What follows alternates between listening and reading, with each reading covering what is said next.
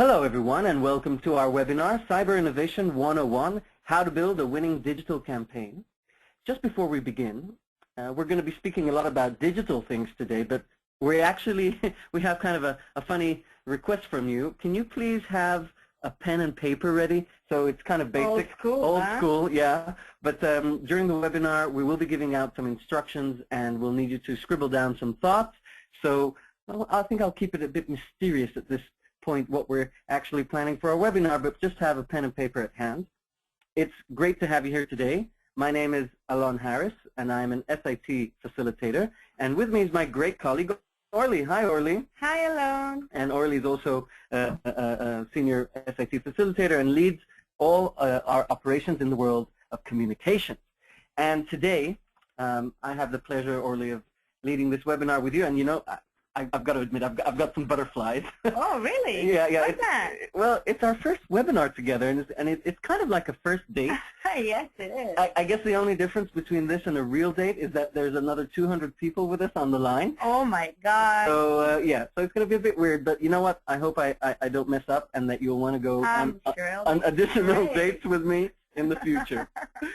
So for those of you who are not familiar with SIT, here's just a quick introduction. SIT is a privately owned innovation agency, and our headquarters are in sunny Tel Aviv, and we have offices on 5 continents, and we're a global agency. And the people working in SIT, like Orly and myself, come from a diverse set of backgrounds, and we facilitate. We lead different interactions with experts, with groups, with managers in different organizations worldwide, and basically help them generate ideas and boost their innovation. I think although we come from such a diverse set of backgrounds, what we all share, which is very obvious, is a very deep passion for innovation and helping organizations boost their performance via innovation. And webinars is one of the ways that we found very, very effective to help others do this. So if I had to sum up SIT's promise, it would be that we help organizations achieve success by making innovation a self-sustaining part of their organization. And what we have to offer, what makes us unique, is that we have a how. We don't generate the ideas. We have a methodology that helps you think and act differently, and so we help you think of the ways to innovate. This how is called systematic inventive thinking, or short SIT, and it's a methodology. And today you will get a quick taste of this method. And what's neat about this methodology is that it has a lot of different applications. So you can use the same toolbox and the same approach for new product development, new process development, new business model development, for creative problem solving, cyber innovation, productivity enhancement, social innovation, and other applications. Today's focus in today's webinar is going to be on cyber innovation, but just keep in mind that this approach has a lot of different applications. So on this slide, we have a door because it's time to enter. Let's enter into the world of cyber innovation. And Orly, I'm going to give you the keys to open this door and let us in. And good luck to us.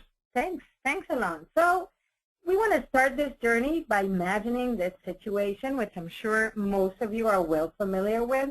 It's your average day with your marketing department or your team from the agency. You're sitting down in a meeting, you're trying to figure out how to come up with the next digital campaign for the brand, for the client, and your boss enters the room.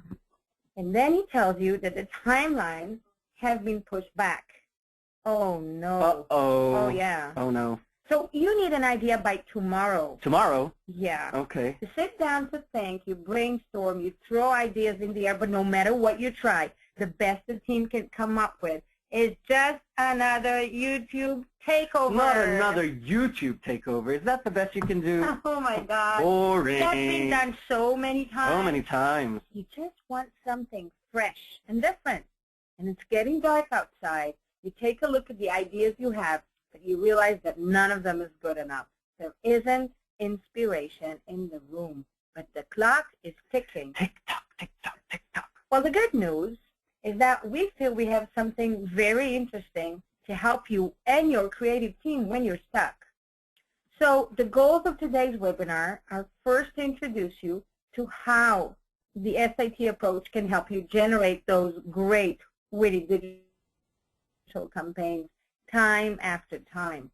Also, to tell you about some relevant examples and case studies from around the world and get you inspired to try this approach on your own, on your brands and products. Thanks, Orly. So I think just before we dive into the topic, I think it's important for the audience out there who are not familiar with SIT just to understand where these tools and where this method has come from.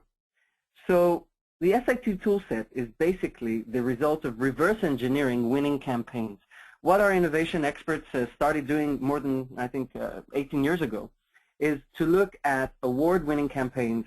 When I say awards, I mean like the Cannes Lion or the Golden Drum, and basically try to find the silver lining, the themes, the patterns that reemerge again and again and again amongst these winning campaigns, basically trying to figure out the commonalities between these winning campaigns and transform those commonalities into tools, to formalize them into processes that you can follow in a systematic way, step by step, and then to introduce these tools to the innovators, to the organizations we work with, so that they can generate the next generation of award-winning campaigns.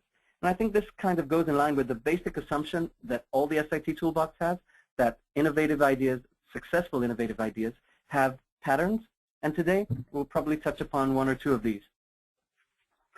So here on the slide you can see part of the SIT Marketing Communication Toolkit, and this is a specific toolkit for this niche, for this application that has been developed and tried over and over again.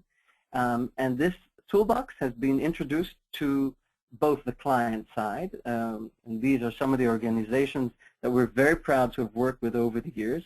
So here we work with the marketeers, introducing them to this toolkit so that they can innovate in their field.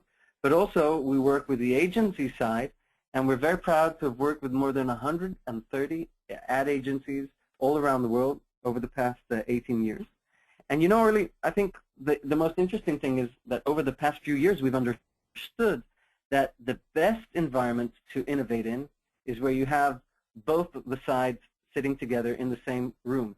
So both agency and client, and this way we're speaking apples to apples and not apples to oranges. And so here on the slide you can see some examples of companies that have brought in both sides to work together. They speak the same language, they go through the same process, they get more buy-in for the ideas, and we feel that that's a much more impactful process.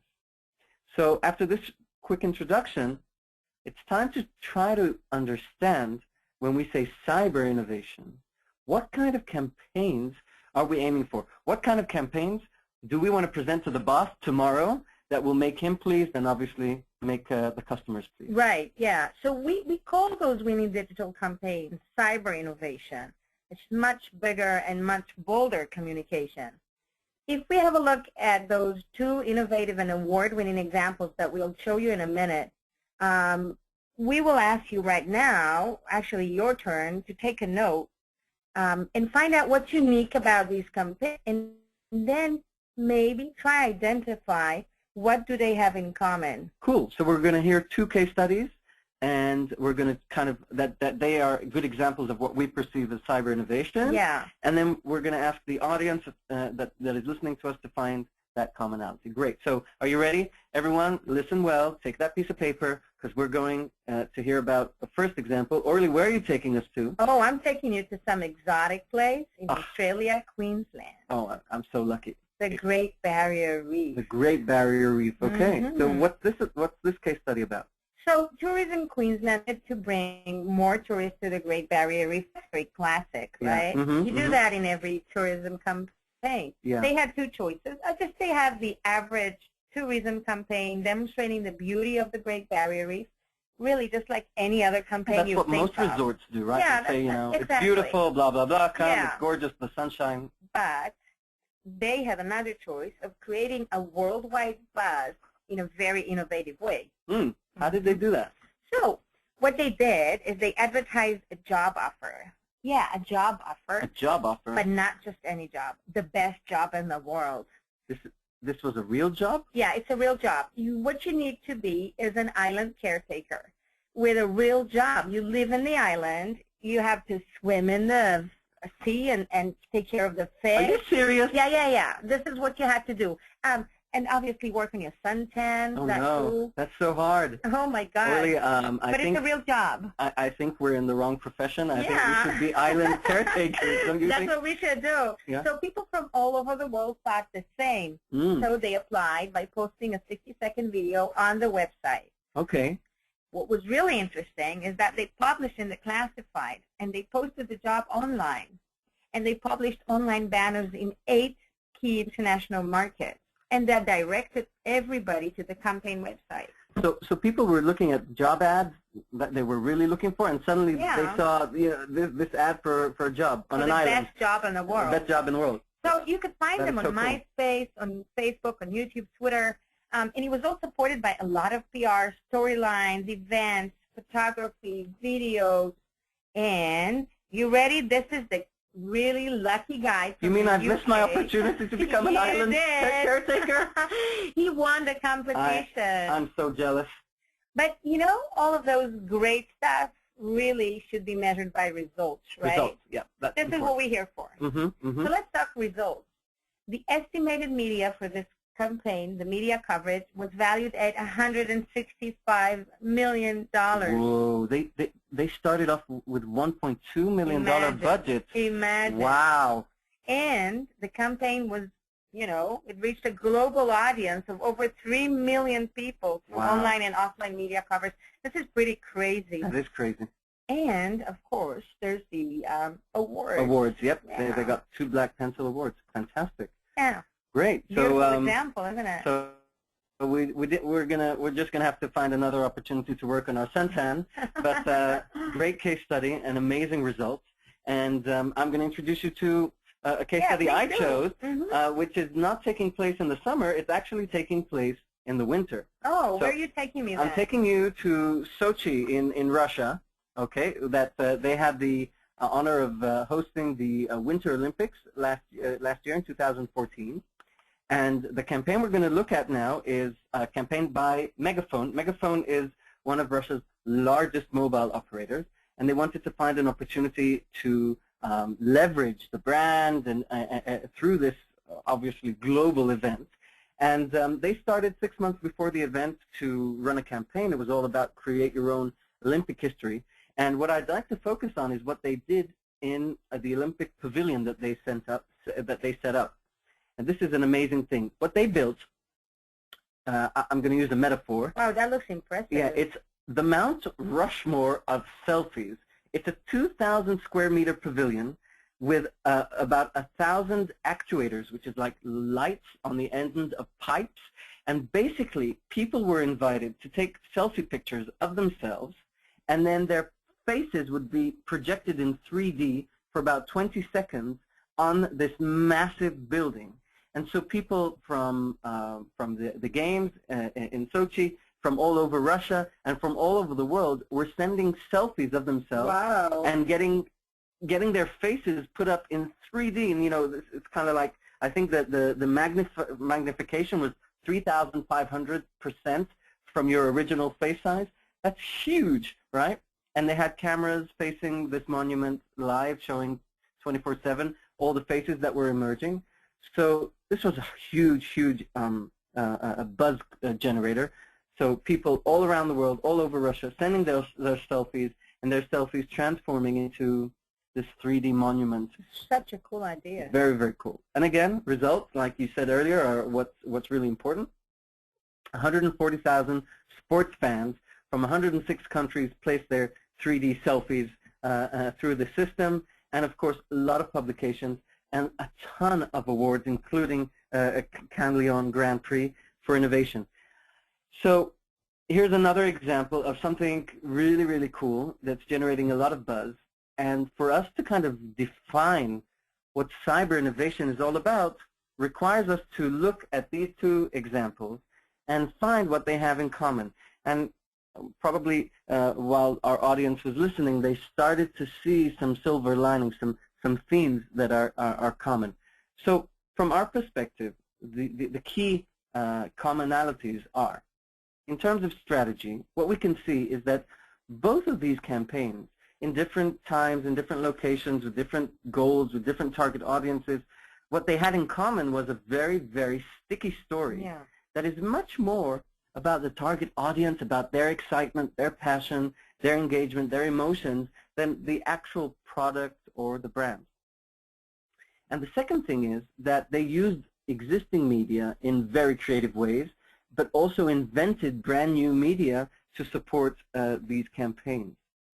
And I guess the most important commonality is in terms of results, because nobody can argue that there was a huge return on what we say return on innovation. There was a relatively smaller investment in terms of capital in the actual production of these campaigns, but the free coverage, the free media that they got was huge, and that's the ratio that, you know, that's kind of like the ratio that we're all trying to achieve. And of course, in terms of engagement, huge engagement in terms of the target audience. I'm sure everybody wanted to see their faces. Yeah, so going back to that team, that the clock is ticking, and your boss is expecting a great idea, this is the kind of idea that I guess your boss is hoping you could generate. The good news that SIT has for you is that we can teach you how to get to these type of ideas, to these type of campaign concepts systematically and on demand. And we're going to do this right away. But for you not to just trust that we have a system and a process in place to take you there, we don't want you just to take our word on it. We want to prove to you that this process that we're about to introduce you to has actually been applied, has worked, and generated similar results and similar impact to the two examples we just showed you. So in order to understand this and prove this, Orly, can you tell us a bit about the campaign that you helped the team in Romania lead? Sure. So let me show you some of the work we did in McCann, Romania for cyber innovation, with some background, of course. So ROM is a chocolate bar. It's a classic one. It's been launched back in 1964 with a Romanian flag on its packaging. Very patriotic, yeah, huh? With a flag on a chocolate bar. National symbol, right? Yep. A lot of national values involved. But the problem was that the brand was actually losing ground with the youngs, right? And obviously the loyalty was really decreasing in sales. It was aging. So the teenagers, the youngsters, they were looking elsewhere. They were looking outside. Yeah. I mean, the consumer segments were really declining. Okay. So we did some amazing work together, which resulted in some, you know what? Let's have a look at the numbers. It resulted in 300,000 worth of media. 300,000 euros. Yeah, wow. Yeah, it's a lot of money. And also, I think that's really amazing, they won 10 prizes, including titanium and 2 Grand Prix in Cannes Lion. That's really impressive. Great. Yeah. Amazing. So here's a campaign very similar to the Australian and the Russian campaigns that we've seen, but the difference is that this was achieved through a step-by-step process, which we are now going to introduce, a result of systematic, rigorous work. Step by step. And we're going to learn about this method. The method is called diversion, and it's a workflow. It's a procedure that you follow, and it leads you to generating these winning digital campaigns. And what I'm going to ask you to do, Orly, now is take us on 2 paths. On the one hand, take us step by step to learn how the diversion workflow operates, what you do after what, but also take us into the room when back then in Romania with McCann, and tell us, what was the reaction and how each of these steps triggered the group. Okay? Sure, of course. So in diversion, we start by subtracting the brand in the working process. Whoa. Yeah. One second. Can you repeat that? Did you just say subtract your brand and or product? Yeah, I said that. Wait. You were there with McCann, people speaking about their love mark, their ROM chocolate, and you said, okay, guys, no more chocolate. It's not chocolate, and it's not ROM. It doesn't exist. Wipe it out. That's what you did? Yeah, because Alon, we got to be honest here. Consumers are sick and tired of hearing about our brands and our product all day. It's out there everywhere. Let's not talk about the brand and replace it with a true interest in what they care about.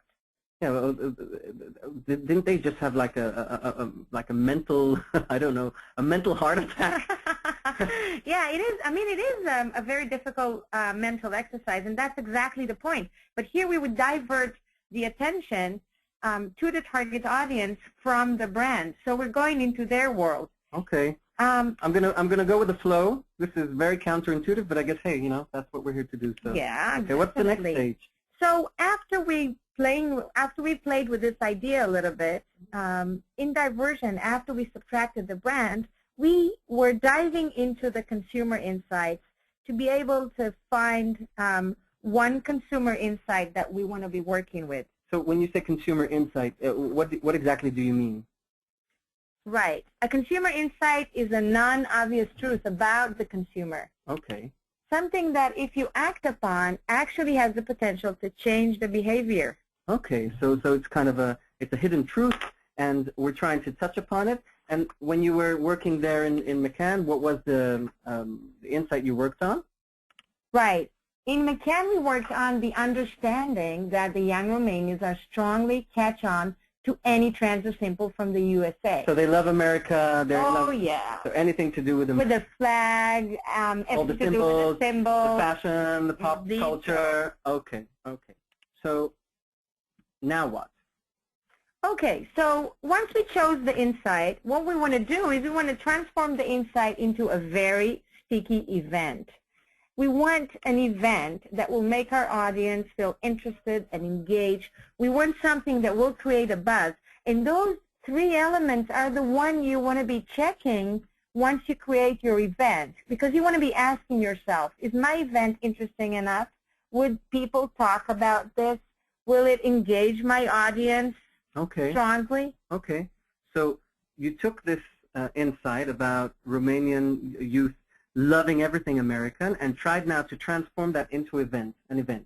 So what did you come up with? Oh, okay. Are you guys ready? Oh. Okay. American Week. American Week. Yeah, because I mean, if they're so crazy about the States, let's create a series of activities and events around American culture and symbols. Pretty simple, right? Flag, Statue of Liberty. So it's like celebrating. Yeah. Okay, celebrating everything that's American. And what's more American than? Okay, probably the flag. The flag. The flag. Okay. Exactly. Okay. So in this stage of the diversion, what we do is we actually bring back the brand. Remember, we took it off in the beginning of the process, and now we want to bring it back and fuse it with the activity that we already have. So we take the event. Now we've got this event about America, about everything American, and we need to bring in now the chocolate, the Romanian chocolate, and connect it to that event? Yeah, so take an American event and bring back a chocolate bar. Not an easy task, is it? Yeah, so what did you do? Okay, so you will see the result in a minute, where we actually combined the flag on the packaging of the chocolate bar. You took away the Romanian flag and replaced it with the American flag. Right. And you left the ROM name. Right. Wow. This was done by McCann. Yeah. By us, right? Yeah, of course. They're a brilliant idea. Sure. So yeah, we place it with a flag. Well, imagine what kind of a crisis this would create, because this was really patriotic and was taken away from them. And Americanized Romanian wasn't as easy as you would imagine. Wow, look at all the communication when they went cyber. They like all over the place. What was in the campaign? So they had a repackage. They had TV commercial. They had outdoor posters. They had point-of-sale promotions. But you know what happened? Romanians went nuts. Thousands of people responded on the campaign website, and they were defending the Romanian flag. And value groups were formed on Facebook, blog posting everywhere. There were even actual protests. Protests in the street to bring back? Yes. So eventually did they leave the product with that flag, or did they return the Romanian flag? No, of course not. A week after everybody was so upset with taking away the flag, they brought back the Romanian flag. Amazing. So in a way, it sounds like they took the problem, basically, that you presented, that the youth, are focused on outside, and they kind of rekindled their love for this brand. Definitely, for this product. using that exact problem as a solution for their campaign. Okay. Yeah, a very interesting campaign.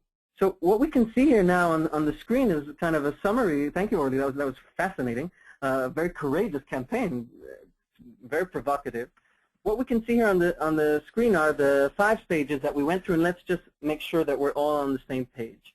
So first we subtracted the brand and product. That's not easy. So no brand cues, no brand values, no product. We eliminate those elements from our, at least in our mind. Moving away completely from the brand world. Right. And then we just dive into the consumer world, the consumer insights, and I guess those insights can be generated in different techniques, different ways. I know we have a few of those techniques. Yeah, right? Like the insight generator and another SIT technique. Sure. Yeah, we don't have time today to discuss them, but of course consumer insights are things that marketeers and agencies are very familiar with. And then what you did is you took those insights, you transformed them into a sticky event, something that the target audience is going to be passionate to participate, interact with, engage with, tell others about, and bring them in large numbers. And then you bring back the brand and product and try and fuse that event with what your brand and product stand for. And then when we say go cyber, it means that you start to either utilize the existing media in new ways or invent new media. That too, yeah. Okay. So this is nice, I guess, from our side, but what we would like to do is, I think, challenge the intelligent people on the other side of this webinar today. So take a deep breath, take that piece of paper and pencil, and what we're going to do now, it's going to be your turn. We'd like to practice with you to make sure that you're getting the essence of this process. So in just a few minutes, we're going to go through the 5 steps of the diversion workflow, and we're going to ask you to generate ideas for an interesting cyber innovation and digital campaign. But the trick is, earlier listening, this is something that I cooked up a bit earlier, okay? We're not going to tell the audience what the brand or product is. So when we go through step 1, subtract the brand or product, this is going to be the easiest step of the process because they don't know what we're cooking. They don't know what the brand or product is. Only in step number 4 will we reveal who we're talking about. So let me get it straight. You are encouraging them to produce a campaign for a brand they don't even know. Exactly. This is a ideation in the dark. Okay, but they're, you know, I've seen the names. I've seen where they come from. They sound like a good intelligent group. So let's give them some credit. So step number 2 is to choose a consumer insight, and we're going to give you that insight. This insight is focused on teenagers. And the insight that we've articulated here is that teenagers want to get as far as possible away from their parents' reach. All the parents now are smiling. I know, yeah. It's a truth, isn't it? That teenagers just want to be, you know, on their own, with their own, but far away from the parents' supervision, from parents' control. So this is the raw material that we're going to work with. This is the insight that we need now to transform into an event, okay? And what we'd like you now to do, to jot down on a piece of paper, is what kind of an event would be a magnet for teenagers and would lure them in based on this theme of being as far away as possible from parent control. Right. Okay? What we want you to do, okay, is imagine an event, okay, that everybody's going to be talking about. They're going to be sharing with their friends. It's all about being away from parents' reach. It's about being independent. It's about being with your social circle, but far, far away. We're going to give you just a few more seconds to think, and please just write down what this event would look like. What kind of activities would be there? Where would it take place? Is it a physical location? Is it digital? What kind of elements would incentivize the teens to want to take part? What are you promising them in this event that is worthwhile their energy and attention? Because, you know, everybody's fighting for teenagers' attention. So, and maybe even think how the parents would react to this kind of event. I'd rather not think okay. So hopefully you've got a beginning of an idea, and this is just, of course, a theoretical exercise, and you can practice this further in depth a bit later, but try to think of that event. And now what we're going to do, as we promised, is we're going to bring back the product and the brand. So 1 second. You have the event. It's all about being as far away from parents as possible. And now we're going to show you what the product and brand is that you need to now connect and fuse with this event. And we have Nike shoes, God. okay? This is what we've chosen for you, okay? So you need to think now, how can I bring Nike into this world or bring this world into Nike? What is going to drive youngsters to get passionate about Nike as well through this diversion? How can I bring back the shoe into the event that I just created? Yeah. So how do shoes or the brand, how does it play a role now in this world that you've created in this event? We want to hear your ideas, and because I said earlier on, you're so many people, what we've sent you in your email is a Google form. We have it open on our separate computer, and we can see all your answers. So please, if you could just take a second, go to your email, open the link that we sent to you, and just write down a real one-liner of what is that event about that you think will bring youngsters and lure them in, and is all about, of course, the Nike brand. So we're just going to give you a few more seconds. We're looking here on the screen. I'm kind of curious what we're going to get. Okay, 1 second. Give you a few more seconds to be able to write down your idea, submit the form. Submit the form, and just press submit at the end of this form. So we can see some of your ideas. Yeah, and if you don't have this form, you can just, of course, send us an email. And we're going to choose one, I guess, that we see today and respond to all of you later. So let's see who's coming in. Oh, Orly, I think. Oh, nice. Okay, we've got Jennifer. Okay. Jennifer is offered to a party. Are you listening? Wow, ideas are coming so fast. Yeah. So we've got Jennifer. She's offering. Hey, well done. She's offering to an interesting idea. I'm sorry I'm laughing, Jennifer, but this is cool. It's a party for teenagers. Right. Okay, but it's in the North Pole in Alaska. A party in Alaska? Okay, and you have to walk to the party in your Nike shoes. Oh, a party in Alaska that you have to walk to. Okay. Oh. Interesting. Okay. Very creative. So this is, of course, the bud of an idea. It's just the beginning of a concept.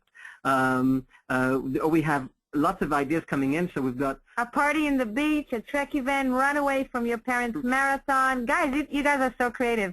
A concert that can only be reached by walking and only with Nike shoes. Thanks, John. A mud race. Okay, maybe, you know what, we can share some of these ideas back to you later on via email, but we're really... Okay, so let's start with the first idea. I told you they could do this. Of course they could. Okay, let's start with Jennifer. Okay, so let's assume that our goal now is to move on to step number 5, okay? And step number 5 is about communicating an event that's happening in the North Pole, is only for youngsters, and you have to, let's say, walk there, literally miles. Physically walk to Alaska. With your friends, maybe you hitchhike, maybe you I don't know, maybe you document your journey. Of course, this is just the beginning, but we're just going to use this as raw material. We know that this stage, the last stage of diversion, is kind of a stage where we need to think of media. And for this, we want to devote the next few minutes to teach you a technique that is very useful for going cyber, for doing this. Orly, tell me about this technique. Right. So it's a very powerful SIT technique called task unification, which basically means assigning a new task to an existing component or resource. So wherever we have around us would serve as a resource for communication in our case. If you take the pizza example on the right-hand side of the screen. I'm getting hungry. Yeah, I know that. You see the QR code on the pizza? Now, this is a beautiful task unification example, and why? Before we had the QR code where you scan and you get the information and the campaign throughout, what you had is just a pizza. But we were giving the pizza a new task of communicating a message. Yeah? Mm-hmm. Just like the example on the left-hand side. I love this example. Oh, yeah. Okay, this is from Nivea. Okay. And they did this campaign in Brazil. It's for people who are going to the beach and they're sunbathing. Okay. So instead of just giving a print ad, which is really just a print ad, they put these solar panels on the print ad, and this meant that you could spend more hours on the beach putting more of Nivea's suntan lotion on your body because you could charge your phone with the sun. And you never have to leave the beach. So they kind of tapped into, I guess, an insight there. Oh, in Brazil, you never want to leave the beach. No, I would never, but unless you've got no battery. right? I guess that's, and this is where they're tapping into an interesting insight. So task unification, let's kind of understand how you go about it. What can it be used for? Right. So task unification can be used in communication in two different ways. One has to do with inventing new media, and the other one with using existing media in new ways. For both, we have a very precise process. Okay. Right? What do we do in the process? What's the first step? Right. So the first one is we would choose a place or a venue or where you can find your target audience. So let's say if I was speaking about teenagers, it could be, let's say, the basketball court. Right, a park, shopping mall. Yeah, for sure. Yeah, okay. Sure. And then the second stage would be a list of components. What is it that we have in a basketball court? We have the court, the seats, the players, cheerleaders. Same goes with a park. We're actually deconstructing everything to its components. We're looking at every possible component as a resource for communication. And I see we're doing the same for Facebook and YouTube and mobile. Yeah, with existing media, like any other media. I mean, a television could be one of them, but also obviously some Facebook, YouTube, and mobile. We take everything not for granted. In Facebook, we look at the pictures as a resource, the tags, the posts, the likes. And in YouTube, everything could be, I mean, videos, channels, the actual likes and the posts. Really look at the resource and try to figure out what are the components, all the components that you could possibly use. What I like about this is that, you know, suddenly if you look at the world of your consumer and you look at the media, you're like, you've got endless options of using a component in a new way. You use something you've already got access to as a platform for communication. So let's say if we're doing this event in the North Pole where you've got, to walk to with you. So maybe, so I'm looking here at park and I'm looking at trees. How can trees be a kind of a cool way to communicate this event in the North Pole? You know, don't laugh, okay? But I've got, maybe you kind of have a tree, let's say in a big park like Central Park, and every year Alon is playing an ad agency. Here we go. Yeah. Okay. And so every year, those cool kids who get to go to this concert, they come back and they tie their Nike shoes that have worn out, and they put them on a tree. And they tie them to the branches of the tree, and it's kind of like it's a small club of the Nike tree. It's a Nike tree. Okay. Or yeah. I mean, yeah. The mind just and you guys with your ideas, with your great ideas, you can of course think of any of these even in the journey, like say they actually walk into Alaska and we take one of the components like the tags of Facebook, just chose randomly one of them. Like a tag. Yeah, like a tag. And then you tag yourself in those beautiful places on your journey. Okay, just so mom and dad can see how far I am away from them. Oh, yeah. So maybe I tag myself and the number of miles away from home I am. That could work. Okay. And also your friends could see that. Maybe they want to tag themselves. They want to join you to some parts of your journey. It's pretty cool because that creates a lot of buzz when you tag yourself and your friends tag themselves. Cool. So to summarize, I guess, diversion and task unification, we'd like to maybe just zoom out of the things we've been talking about now, just kind of summarize so that you get a picture. First thing, we're really impressed. I just want to say that we're looking at our Google Docs, and you guys are amazing. We've got some really cool and creative ideas coming in, so thank you for that. We're going to be reading them and getting back to you regarding those. But let's just talk about a bit, you know, what the journey we've gone on today has been all about. So we started off with this interesting scenario where you're basically stuck. The ideas that are coming up are, you know, they're the same. Medium. Yeah, and you've heard them all in the past. And what we want to ask you is, do you really want to just brainstorm? I mean, seriously, because brainstorming, where we come from, is an approach that basically says that any idea is a good idea and that quantity equals quality. Now, we don't really believe in that. We do think that sometimes there is such a thing as a bad idea, and you much more prefer 1 or 2 good ideas than 100 bad ones. So for us, it's nice to feel that you're in that environment where everything is open and that dynamic where you just throw ideas in the air. It's fun, but when we want to speak about, you know, the serious side of being creative and a marketeer or in an ad agency, you can't just rely on fun. We want to offer you a structured way to go down that path that leads you to those ideas. I actually feel that many times those constraints, when somebody tells you, how you should do it, like step by step, that actually opens up a lot of new possibilities. I hear that a lot. I do. I hear that a lot. That constraints actually help sometimes to be more innovative. So for us, systematic inventive thinking is a combination of the best of two worlds.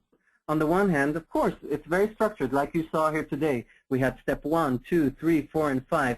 And don't be fooled by Orly. She's really nice today on the webinar. If you try skipping one of those steps, going from 1 to 3, she'll be on your case, so just watch out.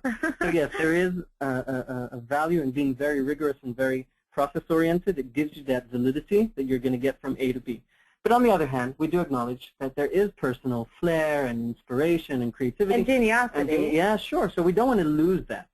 So what we feel that SIT does is bring these two together. And I think this diagram on this slide is really all about what we're doing. There is a structure. There are steps we follow. And within each milestone, within each step, there's plenty of room of having fun, going crazy. But we're kind of, I would say, managing the chaos. And that gives us the ideas that we're looking for.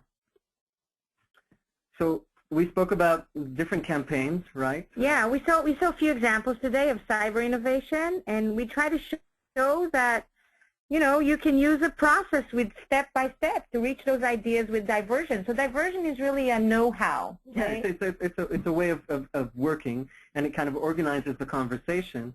And just remember, what we're trying to achieve at the end of the day is those common themes that we saw amongst these campaigns. We want low investment, high impact. We want there to be a sticky story. We want the target audience to be extremely engaged. And all of these things, of course, are that's the North Star we're trying to follow. So diversion as a workflow, we call it diversion because, as we said, we're diverting the attention of the target audience from the brand or the product. That's kind of the path that we most are used to. And we're going down a very counterintuitive path where we're diverting their attention to their own world themselves, basically, their passions, their motivations, their dreams, and blending the product and the brands within those worlds. And task unification that we've just kind of touched upon briefly, it's a very cool technique because everything around you, everything around is a resource, is a platform that you can manipulate and transform into a communication platform. And I guess this is what's really important for us, right, Orly? Because we're all about experiments. We're not afraid. We think that you should try this at home. We are absolutely certain that you're going to have fun. It will drive you in a different way. It will give you and your peers a structure to follow. So please, please, please try diversion at home. More than that, please tell us how it went. We're really curious to see. Oh, we're here for that. Yeah, and we've got your Google Docs, and we're going to look at those and probably have a few good laughs as well, right, Orly? And you will be getting the presentation. Yeah, they'll get the recording of the presentation for sure, so that this doesn't just stay with us. And our emails are up there for you to use. Feel free. Yeah. We'd love to hear from you. Will you go on another date with me? Of course I will. Yes. So, okay, guys, girls. See you in our next webinar. Thank you so much. This has been fun, and we hope to see you in our future webinars. Some of you have sent us questions during the webinar. We can see those questions, so we're going to reply them very, very soon. So thank you. We will be addressing those questions. And what we'll be doing now is we'll stay on the line. You know, I think the best thing is that if you could write to us to our email, that would be best because we have 80 people now currently online, and I think if we open microphones, it's just going to be a bit of a mess. So, ladies and gentlemen, please write to us, correspond with us. We'll reply. It's been a pleasure, and thank you so much. Bye-bye. Thank you. Bye-bye.